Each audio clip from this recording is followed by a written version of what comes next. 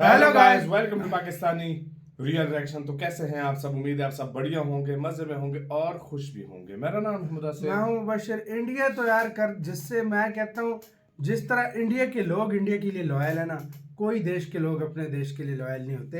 India का पंगा चला कनाडा से। इंडिया के स्टूडेंट्स ने उधर के कॉलेजेस और यूनिवर्सिटी में पढ़ने जाना ही छोड़ दिया। उधर कनाडा में जो मतलब एक क्रेज होता था इंडियंस के अंदर कि हम मतलब जाएंगे कनाडा में, जाएंगे उधर से हायर एजुकेशन हासिल करेंगे। उन्होंने कहा भाड़ में जाए कनाडा, हम जाते ही नहीं है। क्या हुआ? Indian student reject Canada with 40% drop rate in application. 40% ये एक महीने में ड्रॉप रेट आ गया 100 में से। मतलब 100 में से 40 बंदों ने एप्लीकेशन भेजी ही नहीं है। वो रेट जो था वो ड्रॉप हो गया। तो देखते हैं सीन क्या हुआ। वर्ल्ड अफेयर का वीडियो अकाउंट करते हैं return and start. Heads of medium यार, सच में भाई। हाँ, नमस्कार and welcome you to world affairs. मैं हूं प्रशांत धवन। ऑनेस्टली मुझे उम्मीद थी नहीं कि ये देखने को मिलेगा, बट इंडियन स्टूडेंट्स कनाडा को उसकी जगह दिखा रहे हैं। They are showing Canada its place. 40% की गिरावट आई है in applications from India for study permits to Canada. और ये बस हम बात कर रहे हैं in the second half of 2023। अभी जो इंडिया कनाडा का जो इशू है डिप्लोमेटिक इशू निज्जर को लेकर, ये रिसेंटली स्टार्ट हुआ है। तो मेरे हिसाब से कोई बड़ी बात नहीं है। आने वाले कुछ महीनों में जो ये परसेंटेज है 40% की, ये और ज़रा बढ़ सकती है। बहुत सारे इंडियन स्टूडेंट्स कनाडा को सिंपली इग्नोर कर सकते हैं कि कनाडा जाना ही नहीं है, हम कंफर्टेबल फील नहीं कर रहे। याद रखिएगा, भारत सरकार ने ट्रैवल एडवाइजरी में भी ये कहा था कि कनाडा में बहुत सारे एंटी इंडिया एलिमेंट्स हैं, तो बहुत सारे इंडियन स्टूडेंट्स कनाडा को इग्नोर कर रहे हैं। ये मैं आपको बता दूं, एक हिस्टोरिक शिफ्ट है। और वैसे अगर हम देखें ना फोर्ब्स इंडिया की एक रिपोर्ट को, मैं अगर वैसे आपको बताऊं in terms of money Canada को कितना इससे लॉस होगा, तो इंटरनेशनल स्टूडेंट्स चाहे कहीं के भी हो, चाइना के हो या फिर मिडिल ईस्ट के हो, कहीं किसी भी देश के, ये टोटल मिलाकर $22 बिलियन से ऊपर कंट्रीब्यूट करते थे टू द कनेडियन इकोनॉमी। बहुत बड़ा अमाउंट होता है अपने आप पे ये। इस $22 बिलियन में से ना $10 बिलियन तो आते थे सिर्फ इंडियन स्टूडेंट से। इमेजिन कर सकते हैं $10 बिलियन मतलब के 80,000 करोड़ रुपए। और ये जो अमाउंट है लगातार बढ़ता जा रहा था। और जो ये ड्रॉप आई है ना, पॉसिबिलिटी है कि जो ये 80,000 करोड़ है पहले 50,000 करोड़ तक पहुंच जाए और उसके बाद 40,000 करोड़ के आसपास भी जा सकता है। इसके पीछे कई रीज़न है। पहला तो ये कि देखिए, कनाडा की जो कई यूनिवर्सिटीज़ हैं, इनकी डिग्रीज की इतनी इंपॉर्टेंस नहीं है। इंडियन स्टूडेंट्स की जो अट्रैक्शन है ना कनाडा को देखते हुए, तो इस वजह से वहाँ पर बहुत सारी प्राइवेट यूनिवर्सिटीज़ भी खुल गई थी जो ऐसे ही आप कह लीजिए नकली से कोर्स करवा देते थे, जिससे जॉब मार्केट में कल को आपको नौकरी मिलती नहीं थी। ये बात अब धीरे धीरे कई इंडियन समझ रहे हैं। आप यूट्यूब पे सर्च कर सकते हैं इसके बारे में कि जी कनाडा में इस यूनिवर्सिटी से डिग्री करी कुछ, उसके बाद जॉब मिल नहीं रही। बहुत सी वीडियोस हैं इसके बारे में। फिर एक बहुत ही बड़ा इशू है इन्फ्लेशन का। जॉब अपॉर्चुनिटीज़ ओवरऑल कनाडा में काफ़ी कम है। और फिर रिसेंटली जो इंडिया कनाडा का जो डिप्लोमेटिक इशू सामने आ गया है ना, उससे तो आप कह लीजिए इंडियन स्टूडेंट्स अब बिल्कुल इग्नोर कर रहे हैं कनाडा को। नाउ क्या कनाडा अपनी तरफ से कोशिश कर रहा है कि ये पैसा जो सीधा सीधा इनकी इकोनॉमी में पहले पंप हो रहा था, ये वापस आ जाए? बिल्कुल। कनाडा बार बार इंडिया को कह रहा है कि जो डिप्लोमेट्स आपने निकाले थे ना हमारे, प्लीज इन डिप्लोमेट्स को वापस आने का मौका दे दीजिए। यहाँ पे आप देख पाएंगे Canadian foreign minister asks India to let its diplomats return. और ये जो वैसे पर्टिकुलर न्यूज़ है ना कनेडियन डिप्लोमेट्स की, इसके बारे में मैं थोड़ा सा आपको दिखाना चाहता हूँ कि मीडिया कैसे काम करता है ना। आप सबको पता है कि इंडिया ने कनाडा के जो 41 डिप्लोमेट्स हैं ना, इनको निकाला था। बट इंटरनेशनल मीडिया ने जब ये रिपोर्ट कवर करी तो कैसे कवर करी, ये लिखा हुआ बीबीसी पर कि कनाडा ने विड्रॉ कर लिए हैं अपने 41 डिप्लोमेट्स। विड्रॉ थोड़ी ना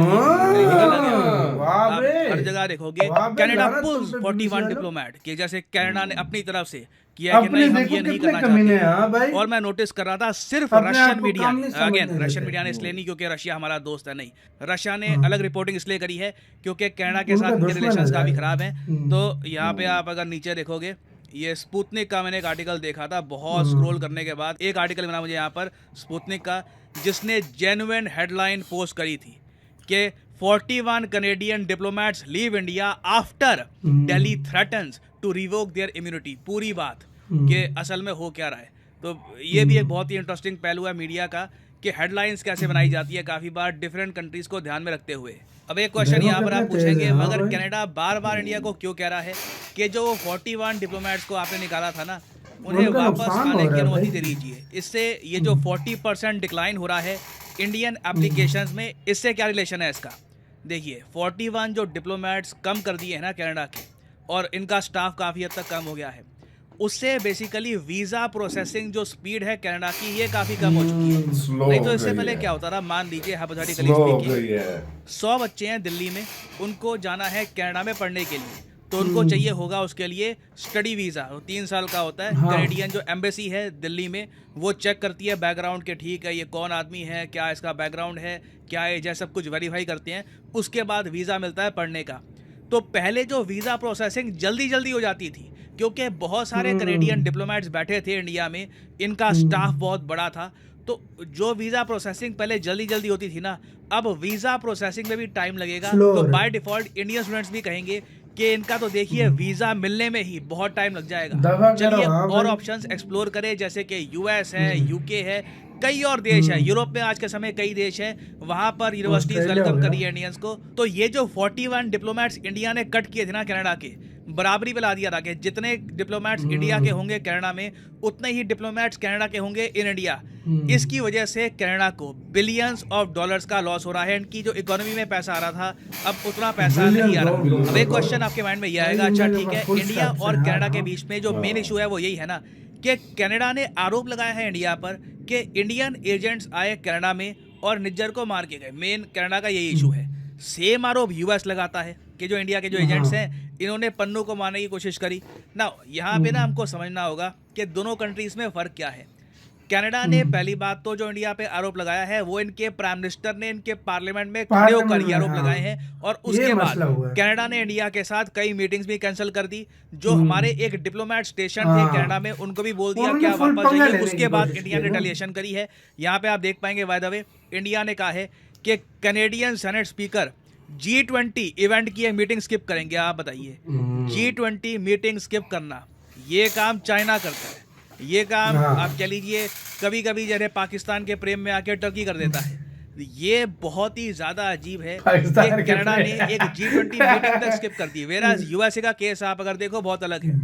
कोई भी इंडिया यूएस की मीटिंग कैंसिल नहीं हुई है पन्नू के केस को लेकर। जो निखिल गुप्ता का केस है, उसकी वजह से ऐसा नहीं हुआ कि 2+2 मीटिंग कैंसिल हो गई, इंडिया यूएस का युद्धाभ्यास कैंसिल हो गया, कुछ भी नहीं।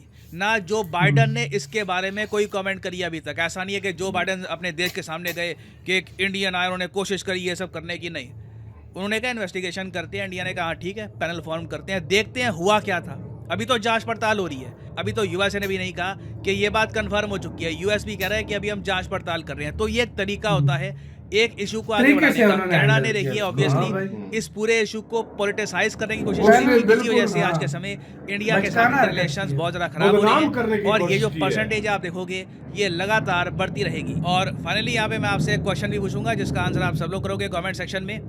मरापी वोल्केनो आजकल काफ़ी न्यूज़ में है, कई लोग मारे गए हैं इसके इरप्शन की वजह से। 22 लोग मारे गए हैं, बहुत ही ज़्यादा न्यूज़ में है मरापी वोल्केनो। बताइए कि ये वोल्केनो कहाँ पर लोकेटेड है? जापान या इंडोनेशिया होगा। इधर वोल्केनो काफी ज्यादा होते हैं। छोड़ो यार, इसकी तरफ आते हैं उसकी तरफ। क्या यार, पहले तो इंडियन स्टूडेंट्स को मानना पड़ेगा। अपने देश को पहले रखा है। हाँ, अपने देश का अपमान का एक तरह से बदला लिया है जो कनाडा ने किया था। असल औकात दिखा रहे हैं। उसके औकात $10 बिलियन यार इंडिया के सिर्फ स्टूडेंट $10 बिलियन इंडिया कंट्रीब्यूट करता है। 40% लगता है गिरावट आई है, तो समझो कि उनको सीधा सीधा $4 बिलियन का नुकसान हुआ। बिल्कुल हुआ होगा। $4 बिलियन जो कि 8 16 16 32 हजार करोड़ रुपए बनता है। बिल्कुल इतने का नुकसान कर चुके हैं वो भाई। बिल्कुल। और आने वाले वक्तों में और ये ज्यादा हो सकता है। तो मतलब भारत जो है सीधी तरह से कनाडा की मारने के ये तो स्टूडेंट ने जो है ना किए। अब आगे उधर जो उनकी इकोनॉमी में जो कंट्रीब्यूट कर रहे थे, फर्ज करो उधर जो जिन्होंने बिजनेस खोला था या वो खोलने के सारे बिजनेसमैन वो जो इन्वेस्टमेंट की सोच रहे थे, वो सारे अभी इस चीज हटाएंगे। पड़ेगा ये भी तो सोचो। इंडिया ने एडवाइजरी में भी लेके आए, उनके वो भी निकाल दिए हैं। और अब वो कह रहे हैं कि प्लीज या भारत हमारे वो बंदे जो हैं उनको वापस ला। तो यार मेरे ख्याल से इंडिया से सोच समझ कर पंगा लेना चाहिए। सोच समझ के कोई भी कंट्री होगा सोच समझ के। यूएसए ने साफ इल्जाम नहीं लगाया। अब बाइडन ने पार्लियामेंट में ये खड़े होकर इस तरह बात नहीं की। उन्होंने एक तरीका जो होता है उसके कार के इन्वेस्टिगेशन चल रही है, भारत से बात की। हाँ, और उस पर भी इन्वेस्टिगेशन अभी कर रहे हैं, अभी कंफर्म नहीं हुआ। बिल्कुल। और इधर कनाडा ये ट्रूडो पार्लियामेंट में आके खड़ा होता है, G20 की मीटिंगों को बाइकआउट का कहता है। हाँ। मतलब फुल दुश्मनी निकाल रहा था वाकई में। आपका किसका कहना है अपने कमेंट सेक्शन में, अपना बहुत ज्यादा ख्याल रखना तो यार।